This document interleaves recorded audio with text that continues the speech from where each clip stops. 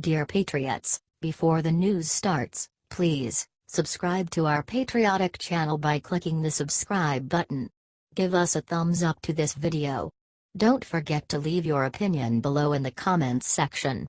Share the news on Facebook and Twitter so you friends see it. Thank you. Trump just did the most incredible thing for Florida that will save lives from Irma. It's remarkable how hard the media tries to bring our president down, despite the overwhelming evidence that he is doing a great job. And that includes what he has done for Texas in the wake of Hurricane Harvey and what he is doing for Florida as it braces against Hurricane Irma. Professor Caroline Heldman thinks Trump did a great job with Harvey, and he continues to bring relief from that hurricane. She says we are starting to see him shine. She went on to say that he is doing an exceptionally good job regarding hurricane relief. According to Florida Governor Rick Scott, Trump talks with him pretty much every day. And Trump told him, "I will provide whatever resources you need." Scott himself has said that we will spare no expense to save every life in this state. So, together, Trump and Scott are determined to do whatever is necessary to save lives in the midst of this second natural disaster to hit our sweet country in the past few weeks. If you agree that Trump is doing an exceptionally good job, comment, "Great job, Mr. President," and brag about our president by sharing this everywhere. H.T. The Hill.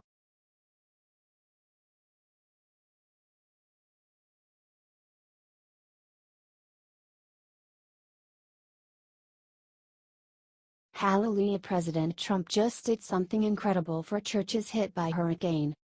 President Trump is a tough leader, but the hurricane disaster relief has brought his compassion to the fore and is even impressing some of his critics. On Thursday, the president threw his support behind churches struggling to get disaster relief money from the Federal Emergency Management Agency, FEMA. 3 Texan churches filed a federal lawsuit this week to get access to those funds after being damaged in the storm.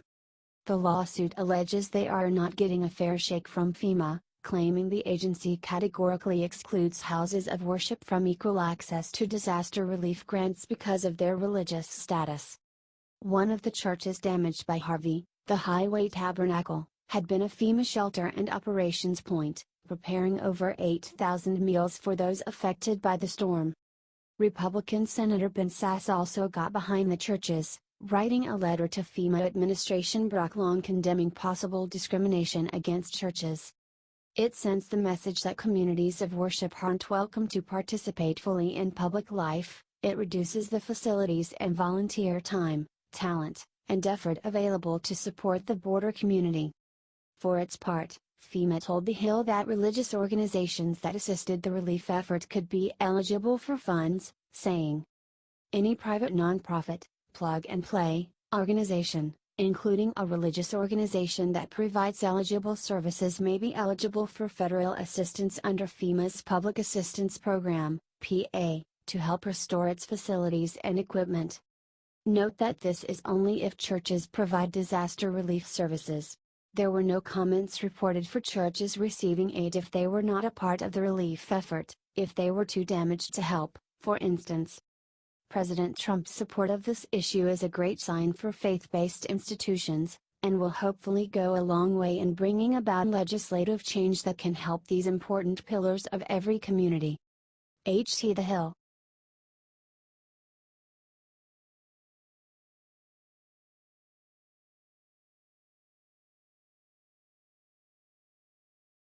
Trump just achieved what no other president has in 150 years, defying all detractors.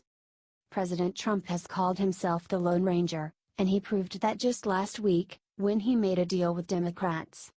Even though voters had to vote him in under the Republican column in the voting booth, it was clear that that party had not accepted him. Or if they did, most did so kicking and screaming. Now, in less than a year as POTUS, he has shown that he is the first true independent to hold the office since the current two-party system began around the time of the Civil War. And isn't that why America elected him? Myself and others at Liberty Writers have reported on countless stories about Trump going against leaders in what is technically his own party. These include Paul Ryan, Mitch McConnell, John McCain and others. True patriots were sick and tired of the swamp, which consists of both Republicans and Democrats alike. Trump promised to drain that swamp, and that's why America made him our president. Trump wants to do business. And he will do business, even if it pisses some people off. And, again, isn't that why patriots elected him? Do you think Trump knows exactly what he's doing? If so, comment "Keep it up, Mr. President," and share to gather support from everywhere. The New York Times.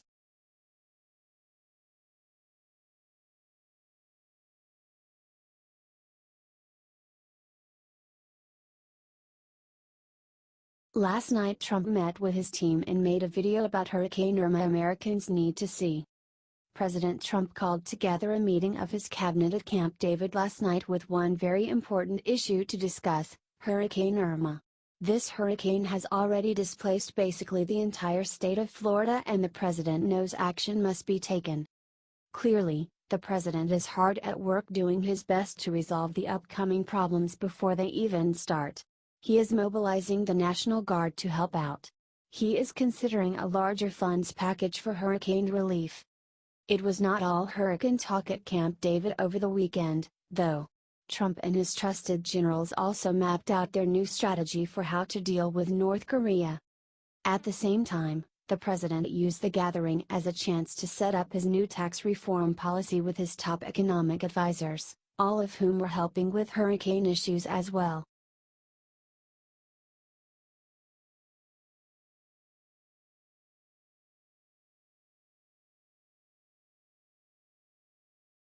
Oh hell no, North Korea's sick new personal attack on Nikki Haley will make blood boil. British Prime Minister Winston Churchill once said, "You have enemies? Good. That means you've stood up for something, sometime in your life." It looks like that saying just came true for U.S. Ambassador to the UN Nikki Haley.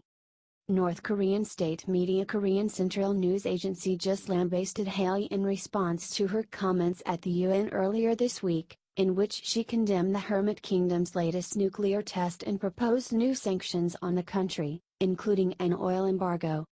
The news station called her a prostitute and added, "She is crazily swishing her skirt, playing the flagship role in Trump administration's hideous sanctions and pressure racket."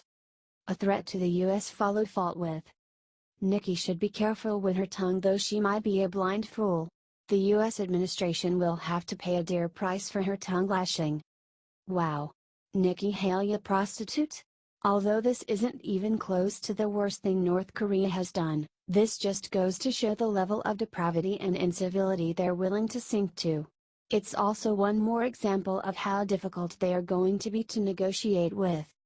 For her part, Nikki Haley took it all in stride, not releasing any public statement or acknowledging North Korea's sick, sexist insult. Nikki Haley is an incredible fighter and has been doing amazing work at the UN so far this year. It is so hard to see her insulted by the likes of Kim Jong-un, but it's all the more reason to be proud of the work she's doing. Let's show our girl at the UN some support by sharing this 10,000 times. The Independent.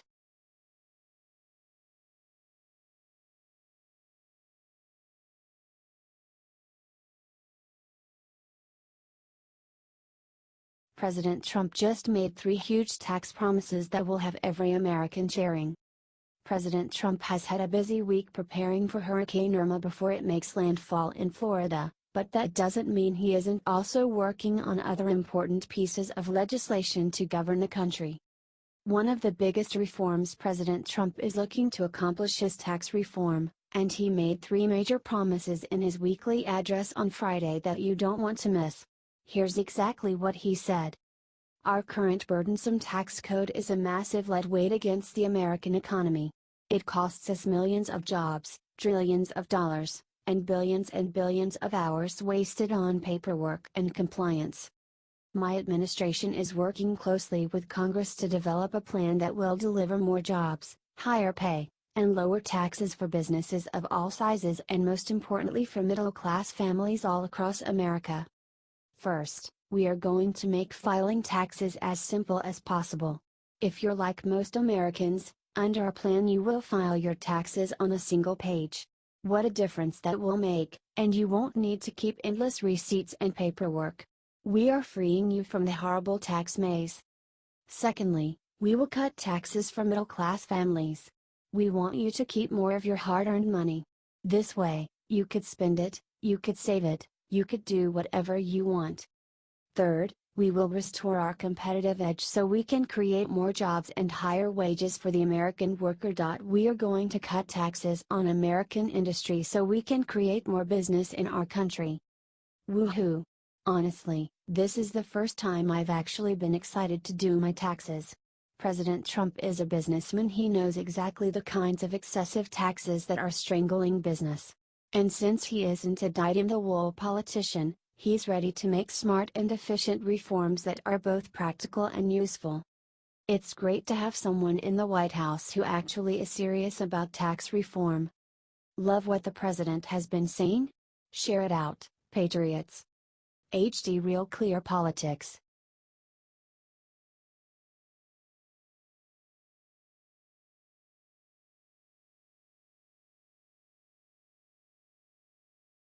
Oh my God, Al Sharpton's daughter was just arrested for violent attack that will make blood boil. Al Sharpton's daughter just got arrested for allegedly assaulting a cab driver in New York City on her 30th birthday, and the details are beyond sick. Ashley Sharpton was booked for petty larceny Saturday after allegedly fighting with the cab driver and throwing his keys on the street, the New York Post reports. The terrified cabbie, Georges Coley, related his experience to the New York Post, at one point breaking down in tears. Coley said how he tried to pick up Sharpton and her friends around 1 a.m. Sharpton had 4 friends with her. The cab only could fit 4 riders, but she tried to get all 5 of her party in the cab anyway. Coley said when he tried to tell her he could only take 4 people total, she became irate and slammed the door and gave me attitude. When he then asked them to take a cab that could accommodate 5 rides, they refused to leave. That's when he said she snatched the keys out of his ignition and started running away. I followed her for over a block begging for my keys back, and I had to step in front of her and ask. That's when she swung at my face and ended up punching me in the chest. Sharpton was arrested shortly after Coley called the police, and when reached for comment, her lawyer said what was reported did not happen. Wonder how proud he'll be after he hears about this? HT New York Post.